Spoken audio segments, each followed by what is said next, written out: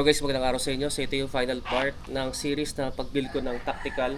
Yan, na Aeroba Rigid MTB. Ito na yung complete bike check. Yan. Yun nga, itong tactical TKO 3081C na Aeroba Rigid MTB. Supposedly dapat nasa Bermosa ako ngayon. Kaso lang kanina pagising ko mga 5 o'clock din, mga 5:30 o maaga, alas 6 yan. Basa yung kalsada. Umulan na naman, sira na naman ang schedule ko. Bale, katatapos pa lang. Yan na natapos yung ulan, no? Eh, di pa ako makakapunta ngayon sa Bermosa kasi anong oras na. Kaya pasok ko 10 o'clock tapos basa pa rin yung kalsada. Eh, kasi ayaw kasi magbike ng basa. Ang kalsada na mabilis. Kaya magiging babagal yung pagpunta ko doon. So, dagdag konsumo na naman sa oras. So, dito na lang tayo magbabike check dito sa bahay namin, no? I-share ko rin sa inyo yung kasi na-long ride ko na to nung Sunday sa Kaibang Tunnel. Abangan nyo na lang yung vlog nun. So, and nakita nyo naman yung teaser, music video na teaser lang. Yan. So, share ko ng konti yung experience ko dito sa first long ride ko dito sa Tactical TKO 3081C. Yan, so bike check muna tayo, no? Yan, so ito yung kabuuan ng, yan, ito na yung complete na build ng aking tactical. Budget to, no? Budget lang to. Budget lang na Aeroba Rigid MTB. Yan. Yan, so start tayo dito sa tactical, no? Yung aking XC Hartin mountain bike frame. Yun nga, tactical TKO 3081C na XC Hartin mountain bike frame. Aluminum 6061 na pang 27.5. Then size 17 yung seat tube. Size medium to. Yung top tube niyan, yung actual nasa 560. Then straight or non-tapered yung head tube. Full internal cable routing. Yan pang BSA threaded na bottom bracket shell. Pang 27.2mm diameter na seat post.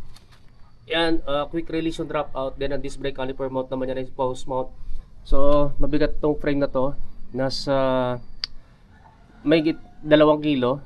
Yan, pero ang review ko dito sa frame na to, since na siyempre pag mabigat yung frame, ibig sabihin makapal yung aluminum tube. So ang downside niyan, siyempre mabigat. Pero ang nakikita kong upside dito sa frame na to, yung ganitong solido yung tubing, makapal, mas maganda yung power transfer kasi mas stiff. Mas stiff kasi yung ganitong klaseng frame. So yung ganitong stiff na frame, okay na okay yan sa criterium. Pag sa mga lang, sa mga patag, yan, sa mga flat courses, yan ang maganda dito sa frame na to. Then next naman yung rigid fork Sagmit K2. Ito yung ito pa rin yung latest generation ng Sagmit K2 na MTB rigid fork. Kasi yung first generation nito universal size. Kaya mahaba yung niyan, crownlet yung una. Ito yung latest version. Pinaghiwalay na nila yung 27.5 at saka 29. So ito yung 27.5 na variant na non-suspension corrected yan, hindi suspension corrected. Makita natin na smooth weld. Yan, kasi yung frame ko hindi smooth weld. Yan, ito ay smooth weld. Yan, nasa 800 grams. O under 800, just under 800 grams kasi na meron ako video dati nito eh. Doon kay Kuya Tintin ni Janet Cycle Mart. Yan. Yun nga, straight or non-tapered yung steerer tube. Quick release yung drop out. Then ang disc brake caliper mount naman din yan ay post mount. So yun nga, syempre mas mabigat to kaysa doon sa mga carbon fiber na katulad ng balugo ng dalawang twice. Kasi yung balugo mga 400, make it 400 grams. Ito under 800, mga 790 o 797 grams. Pero ang nakikita ko kasing advantage nito, ito kasi yung mga fork, mas maganda yan, mas stiff kasi to. Mas maganda yung delivery ng power lalo na pag criterium sa mga MTB crit. Kasi na-experience ko na sumali ng crit before at nakagamit na ako both aluminum tsaka carbon rigid forks. So pag kapag criterium na flat races, yan yan ang mas maganda para sa akin. Then sa naman sa cockpit, yan. Start tayo sa MTB handlebar. Ito budget to na MTB handlebar na lunge. Marami na ako nababike check na ganito kasi nga sobrang affordable sa Shopee. Aluminum 6061, straight na may konting back sweep, 31.8mm ang diameter. Ano to, 580 pa rin. 580mm ang lapad. Sa aero bars naman, ito yung unbranded na kahubog lang ng mga Tosik, Ulysik, Lisada. Yan, parehas lang naman ang hubog yan. Isa lang ang design. Then S-bend na carbon fiber. Yun yan, nilagay ko lang na lang ng rubber mat kasi nawala kasi yung nito, yung original na padding. Yan. Yung sa bar ends naman, nakalimutan ko na yung branding. Lagay ko na lang nandun naman sa screen ko na yung brand nito. Mga 800 grams yan. Kaya naggaganito ako na bar ends sa cockpit ko kasi nga pawisin kasi yung kamay ko. Pag umawa kasi ako dito, at least hindi dudulas. Ito yung parang magiging parang harang para hindi tumulas yung kamay ko. Kaya may mga ganito. Tsaka additional kasi ito na aesthetics kasi mas pogi kasi sa ganitong setup na pang time trial na may ganito, bar ends. Yan, na ganyang design. Mas maganda nga kung mas mahaba, no? Pero ito kasi, ang maganda dito, 80 grams lang, mas magaan. Sa sa stem. Yung grips. Aerowick to na grips. Yan, kita natin na yan pinutol, no? Kasi nung hindi pa putol yan hanggang dito, hindi magkakasya yung hindi kasi ma-install yung brake tsaka yung shifter. Kaya ito pinutol. Yan. Okay naman yan, long ride ko na yun, wala naman issue diyan. Sa sa stem, yan Paloma, 150mm ang haba. 7 degree, negative 70 degree yung angle. Yan, aluminum 6061 din to. May kabigatan nga to, di katulad sa Uno, mas magaan yung Uno. Siyempre, yung Uno 130 lang eh. Ito kasi 150. Pero ito kasi, nagsusut to sa fit ko. Yan, mas comfortable ako sa ganitong kahabang stem. Then sa sa headset na non-tapered, no, straight na yung integrated mountain peak, yan mountain peak na seat bearings. Sa seat lap naman, yan sagmit na aluminum Allen type, 31.8mm ang diameter. Sa seat post naman, yan lunge na aluminum 6061, 27.2mm ang taba, 400mm ang haba. Na yan, kita na yung minimum insertion. Nandito naman yung nandito naman yung dulo niyan, so okay naman. Wala naman pa ako so far naging issue. Wag lang yung nandito kasi mababali yan. So hanggang dito yan yung seat post na yan sa 400. Sa aking saddle naman, yan Physic Arione Tagalog to. Actually galing China to. Hindi naman to yung talagang legit na Physic. Yan, carbon fiber mismo yung saddle niyan.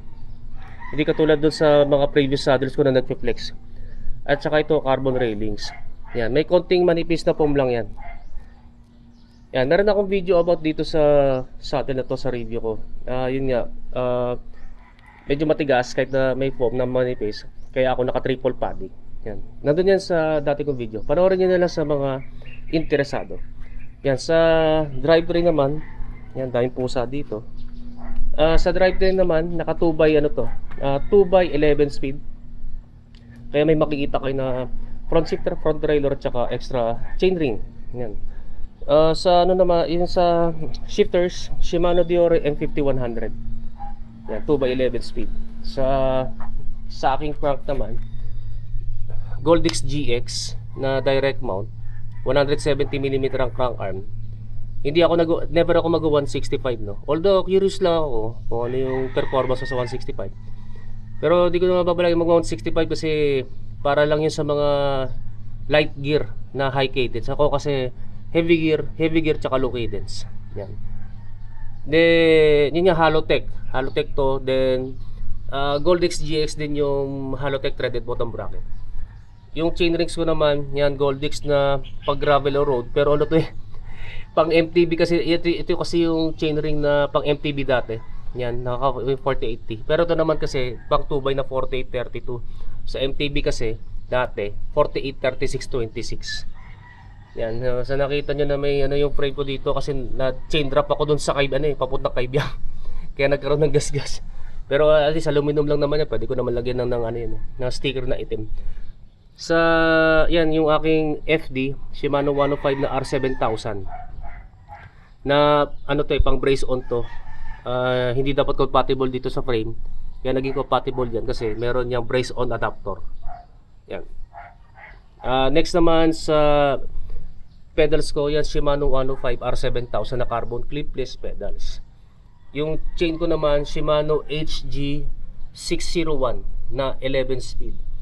Yang sprocket kong yan Shimano 105 R7000 1134. Ito yung pinakamalaking range na sprocket. Yan, 1130-40 na 11 speed. Then ito namang RD Shimano Diore na M5120 na mas magana version. Ito yung mas magana version na pang M5100 kasi M5100 malaki yun kasi para yun sa mga para yun sa 1151 na sprocket. Ito kasi hanggang ano lang to, maximum na 42 pag naka 2x setup. Yan, may clutch. Yan, so ito sa drivetrain setup ng aking tactical. Sa wheelset naman, yan yung gulong ko. Ito pa rin, Continental Contact Urban na 700 by 47C na naging 48 na, na-expand na. Yan, wire bead to, no? Hindi to foldable at hindi to tubeless ready. Hindi ko na kailangan mag-tubeless. Meron akong video niya kung bakit di ko na kailangan mag-tubeless. So far, since na ginamit ko to nung July last year, wala pa akong tire puncture hanggang ngayon. Ewan ko lang kung kailan ako magkakaroon ng tire puncture, pero wag naman sana, no? Pero yun nga, wala pa akong tire puncture dito. At saka yan, share ko yung yung experience ko dito sa gulong na to sa long ride, no? Kasi yung linggo, yan, first time ko na isabak yung ganitong gulong sa long ride sa Kaibiyang, no? Masasabi ko lang, ang ganda. Ang ganda. Ang ganda ng performance. Syempre fast rolling, automatic na yan, pero ang naano ko doon yung sa lusong. Sa lusong na papuntang Kaibiyang, hindi ba may mga lusong doon na pa S-curves. Wala sobrang grippy. Yan, grippy kasi dahil dito siguro yan sa mga butas na yan, no. Yan. Sarap napakasarap i-banking. Ayan, napakasarap i-banking.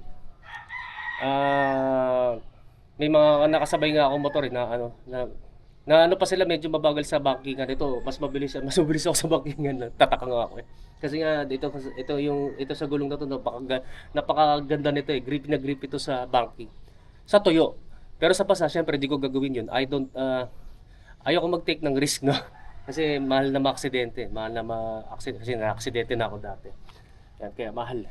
Kaya iniiwasan ko hangga't maaari na ma-aksidente dahil nga ayokong magano sa ulan, no. Sa dry condition okay na okay. Solid na solid tong gulong na to. Sa wet, sa wet, syempre ingat lang. Common sense lang naman ito. Sa sa rims ko naman, actually buong rim set yan, LDCNC na pang 700C na road bike. Pwede yan nga, kita naman natin na pwede naman dyan yung 700 by 48C 1.9 yan na 29er yung conversion, no. Pinalitan lang dyan yung pillar para gumaan. Then sa naman sa hubs, yan, ito yung 6 poles para to, yung LDCNC 6 poles kasi type of rear body. Then seal bearings, hindi ko na sound check to kasi na sound check na to dati dun sa MC ko nung nung year end. Ganun pa rin naman yung tunog niyan.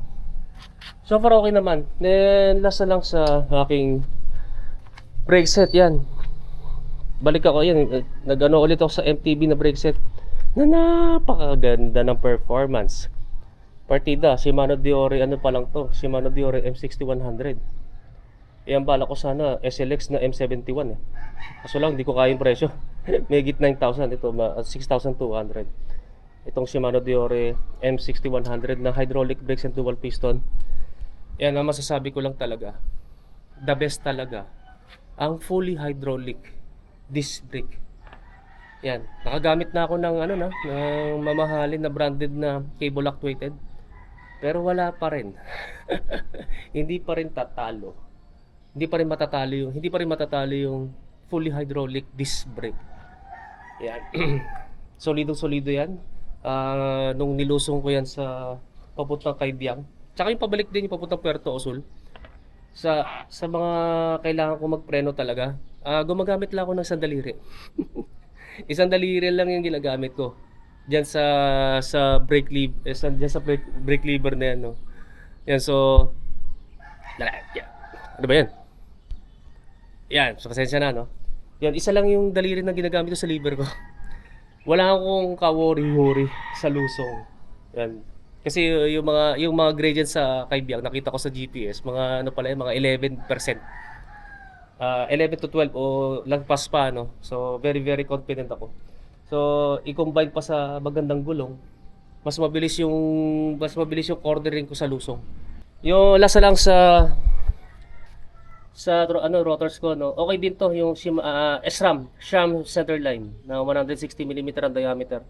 Harap tsaka likuran parehas na fixed type and bolt type disc brake rotors. Yan, maganda rin yung performance ng rotors na yan. Makapit na makapit. Sa braking, yan. No problems. Yung timbang nito, net weight, hindi kasama yung speedometer at saka yung ilaw, 11.5. Medyo may kabigatan pa rin. Ang target ko talaga mga 10.7. Siguro ang plano ko, ang konti na lang yung dapat kong gawin dito. Mukhang hindi ko makukuha yung target weight nito eh. Siguro ang ano dyan, magaan na rotos, magaan na cassette, titanium bolts, magaan na pedal. Yun ang alam ko eh. Kasi ayoko muna ayoko muna magbalit ng carbon na seat post, carbon na stem tsaka yung cockpit eh, yung handlebar. Ayoko muna. Dito kulay aluminum muna, at least pag nagkaroon ng problema sa long ride, hindi mababali. Aluminum pa rin talaga para sa akin pagdating sa mga long distance rides, at saka pag isinakay ko to sa bus, wala akong worry na kahit man lang masandalan na kung ano-ano. Yan, wala namang magiging issue kasi nga aluminum to. At ilalagay ko na lang sa screen yung aking yung total estimated cost. Kung magkano yung total na nag-gastos ko dito. Kasi may mga nagtatanong sa mga luma kong videos. So hanggang dito na lang yan, umaraw na, no. Ngayon lang umaraw. So magbibihis na ako at papasok na rin ako maya-maya sa Bike Imo. So hanggang dito lang. So maraming salamat sa inyong panonood, and don't forget to subscribe sa aking YouTube channel. Pakiclick na lang yung notification button para matutuloy notify kayo. And guys, maraming salamat sa inyo, and rise po sa inyo.